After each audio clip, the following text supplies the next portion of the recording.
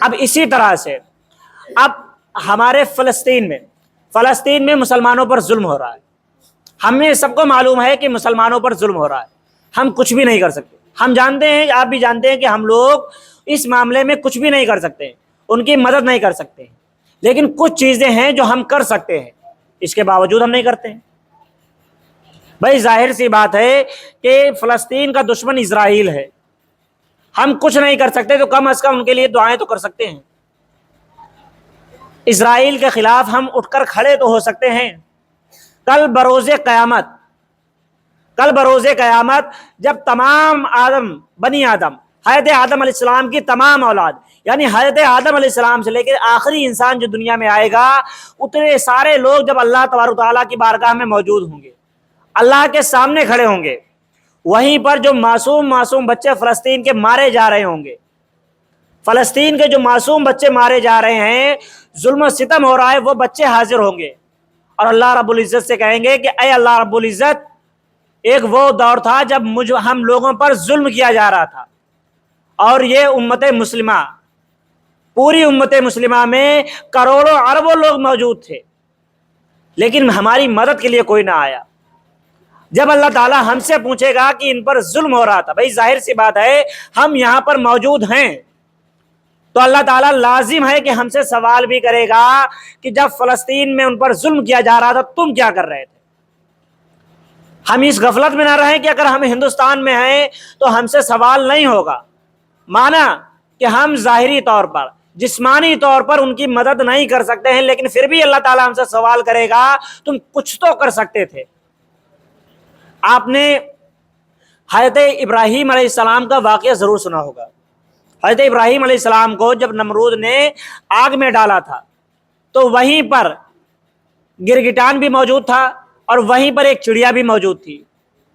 ایک وہ چڑیا جو چونچ میں پانی لے کر آ رہی تھی، اس کے پانی لانے سے آگ بجھ نہیں گئی تھی.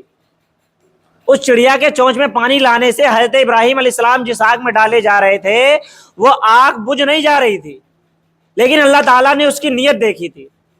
اسی طرح سے اس گرگٹان کے ہوا دینے سے اس میں آگ بڑھ نہیں رہی تھی، لیکن پھر بھی اس کے بارے میں کیا ہو گیا، اس کو قیامت تک کے لیے یہ چیز کہہ دی گئی کہ جو بھی گرگٹان کو ایک بار میں مارے گا اس کو 10 نیکیاں ملیں گی. آپ سوچیں ذرا، صرف نیت کی بات ہے. حدیث شریف میں آتا ہے کہ انما الاعمال بالنیات، عمل کا دار و مدار نیتوں پر ہوتا ہے. یعنی ہم جو کام کر رہے ہیں اس میں ہماری نیت کیا ہے، اس پر ہمیں اس کا ثواب ملے گا. اب ظاہر سی بات ہے فلسطینی معاملے میں ہم کچھ نہیں کر سکتے، کم از کم ان کے لیے دعائیں تو کر سکتے ہیں، ان کے لیے ہم دعائیں کر سکتے ہیں. اسرائیلی پروڈکٹ کا بائیکاٹ کر سکتے ہیں. بھائی ہمیں مانا اسرائیلی پروڈکٹ سے ہم چاروں طرف سے گھرے ہوئے ہیں، روزمرہ کے ہمارے استعمال میں اسرائیلی سامان اتنا زیادہ سمایا ہوا ہے کہ ہم پوری طریقے سے اس چیز کا بائیکاٹ نہیں کر سکتے. مشکل ہے لیکن ناممکن نہیں ہے.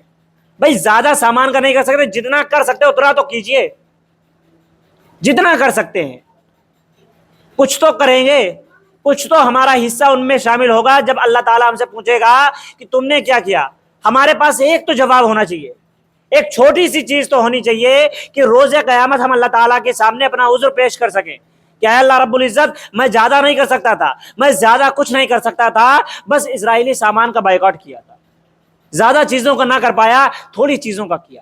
کم سے کم ایک تو جواب ہمارے پاس موجود ہوگا. اگر ہم کچھ بھی نہیں کریں گے تو روز قیامت اللہ تعالیٰ کو کوئی جواب نہیں دے پائیں گے. یاد رکھنا وہ دن، وہ ایسا دن ہوگا، اس دن ہمارے کوئی بہانے وہاں کام نہیں آئیں گے، ہمارے کوئی بہانے وہاں کام نہیں آئیں گے. وہاں پر ہمیں جواب دینا ہی پڑے گا. اس دن ہمیں جواب دینا پڑے گا ہر چیز کا، ہر کام کا. تو اس لیے ہمیں چاہیے کہ ہم اسرائیلی پروڈکٹ کا بائیکاٹ کریں. بھائی ہمارے پاس ایسا نہیں ہے کہ ہماری چیزیں موجود نہیں ہیں، ہماری انڈین چیزیں موجود نہیں ہیں. جو چیزیں موجود ہیں ہم ان کا استعمال کریں. بھائی ظاہر سی بات ہے اگر جو چیزیں ہم اسرائیلی پروڈکٹ خریدیں گے، جو ساز و سامان اسرائیلی ہم خریدیں گے، ان سے پرافٹ اسرائیل کو ہوگا. پرافٹ جب اسرائیل کو ہوگا اس سے مسلمانوں کو نقصان بھی ہوگا. مسلمانوں کو نقصان ہوگا کہ نہیں ہوگا؟ بھائی اسرائیل کے پاس جو پیسہ جائے گا اس سے وہ کیا خرید رہے ہیں؟ بھائی مسلمانوں کے لیے ہتھیار خرید رہے ہیں کہ مسلمانوں کے خلاف ان کا استعمال کیا جائے۔ اب بھائی ظاہر سی بات ہے، ایک طریقے سے اگر دیکھا جائے تو یہ پیسہ ہم ہی ان کو دے رہے ہیں کہ بھائی ہم پیسہ بھیج رہے ہیں، تم مسلمانوں کو مارو۔ بھائی ہم سامان خرید کر یہی تو مشورہ دے رہے ہیں نا انہیں کہ ہم سامان خریدتے رہیں گے، تم سامان بیچو، ہم تمہارا سامان خریدیں گے، تم ان سے ہتھیار خرید کر مسلمانوں کے خلاف ہی استعمال بھی کر لو۔ یاد رکھیں کہ وہ ہمارے مسلمان بھائی ہیں، اگر ان کا درد ہمارے سینوں میں نہیں ہو رہا ہے تو یاد رکھیں ہم مسلمان ہی نہیں ہیں۔